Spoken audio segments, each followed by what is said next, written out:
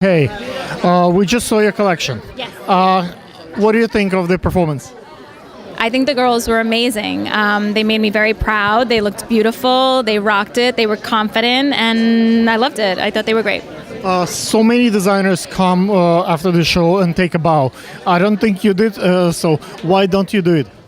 Because I'm hands-on, and I was behind the scenes, and we did an outfit change, a last-minute outfit change, and so I was helping my girls. It was more important for me to be with them back there than to take, center stage. What is the process for you now that once you have the show, you're probably going to have a lookbook production, right? And you will select a couple of girls to present your brand, and how do you choose who goes into this and who is not?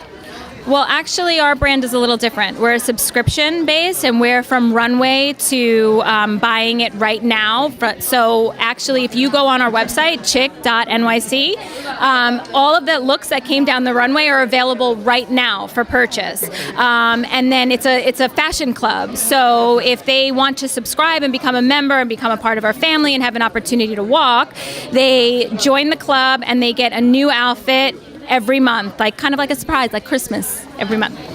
When folks choose the different runways, you can choose the main one or the, I want to mention others, but you choose, for example, Art Heart this season, right? What is the metrics that you look? Usually, let's say Art Heart gets maybe 300 million views totally, and for the show, how that translate the number, all these cameras, all these videos into the sales? Do you see a bump in sales in numbers, like a subscription base after the show? What are the expectations for you to this metrics? I mean, it's great content, and we're living in a digital, moment right now, and with social media and Instagram and the Snapchat, it's basically what it does is it raises awareness for the brand. But is there a return on investment?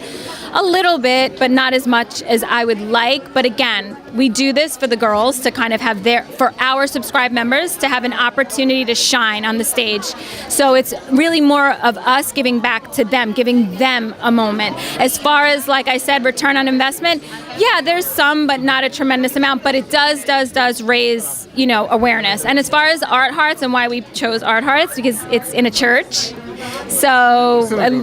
Oh, it is. Oh, I'm sorry. I thought it was a church, a synagogue. Anyway, any type of religion is all religion for me. So I would kind of liked that there was a religious moment in, being in part of the show.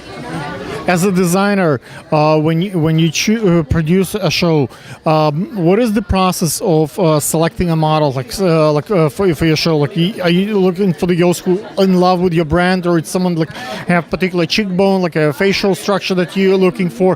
What are the main ingredients that you look for when you select your models? Okay. Well, first of all, I'm not their designer. We have a whole team in Peru that does design. I am their visionary and their creative leader, so it's my vision that goes down the runway, but I don't design, and I want to give glory to our factory in Peru that does all the hard work of bringing my vision to life. But I choose the girls based on our relationship with them, if they're a member of the brand, and we did actually have a lot of influencers on this particular runway, and it's just engagement. If they love us and we love them, and I basically choose a girl that's very authentic. I like authenticity. I like somebody who knows how to shine. It's not really a specific look. Amazing. I love the movement when I was filming the video. Yeah, we wanted everything has to be for us comfortable, natural. You, but your best version of you. Obviously, having exposure in the media is important for you, and being published in the Vogue magazine, so Elle magazine, it's important. How do you get?